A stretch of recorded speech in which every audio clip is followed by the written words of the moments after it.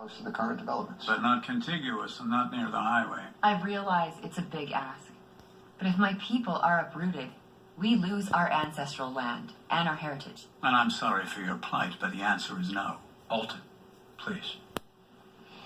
The time for this fight was 18 years ago. And my late father Jacob was the tribal chairman then. He was old. Opposition was beyond him. But it's not beyond me. The law is. Mr. President, you are a great architect. This development of yours has created thousands of jobs. It's added millions to the economy. It's something that we should both be proud of. And I have no intention of undoing it. Miss Cousins, I know this isn't what you want.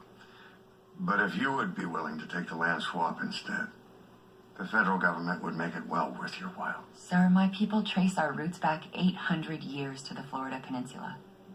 We were 90,000 strong at our peak. You know how many Ochiol are left? No, ma'am. 1,400. And every time we move, more of our people scatter. Our current situation is not ideal. But whatever it looks like now, for generations, we've planted on this land and fished on it. Our ancestors are buried on it. And if we leave, we're signing our people's death warrant. Excuse me.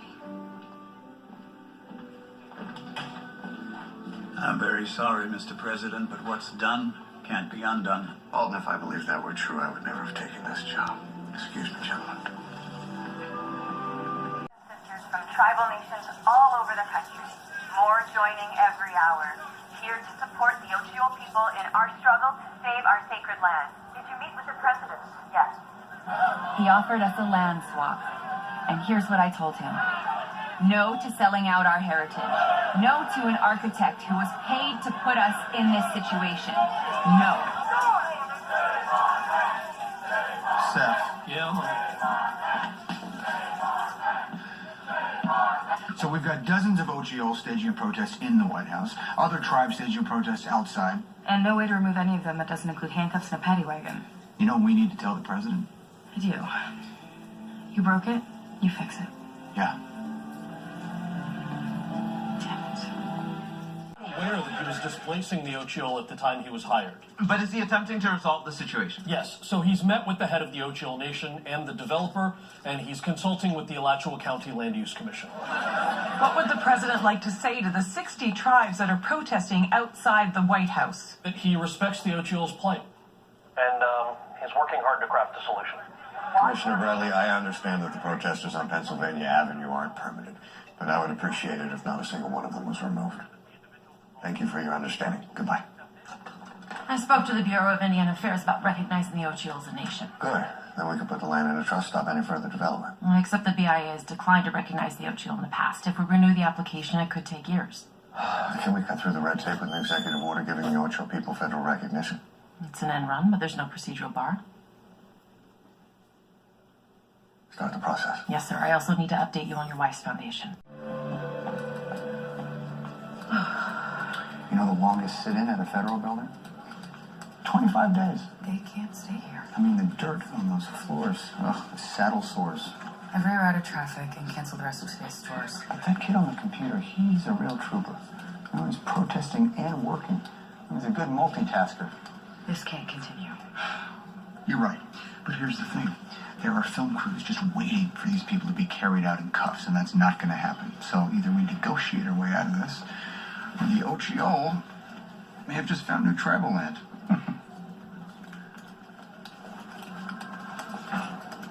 Sense of responsibility, Mr. President. But it doesn't solve our problem. The White House Counsel is working to state the injunction. Respectfully, sir. To what end?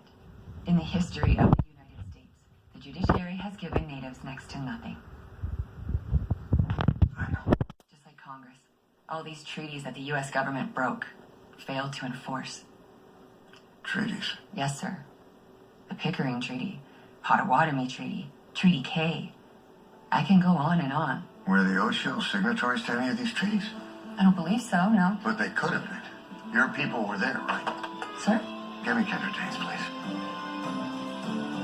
A 200-year-old treaty between Spain and the United States? Is this some kind of a joke? No, Alton, it's not. In the 1700s, the Kingdom of Spain made deals with the indigenous peoples of the Florida Peninsula. Whereby, in exchange for various guarantees, Spain agreed to safeguard the tribal lands. Spain finally ceded Florida to the U.S. in 1819. And we assumed responsibility for those treaties, which are still in play. So you're saying the development can't proceed? I'm saying that you won't be taking any more land from these people. Not today, not tomorrow, not ever. 18 years ago, I took a chance on some young architect that no one had ever heard of. I built your reputation. And now you repay me by undermining me? Let's talk about undermining. You and Billy lied to me. You concealed from me the true impact of what our development was going to do to these people. What choice did I have? You always let your scruples get in the way of progress. Billy knew that. That's why he worked with me. Your problem wasn't my scruples. It was your lack of them. Let's see if you can find some on the way out.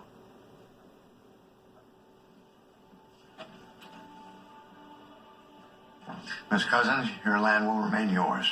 The treaty is binding no matter what. I don't know how to thank you, sir. I do. Please tell your people who are sitting out in our hall to stand up.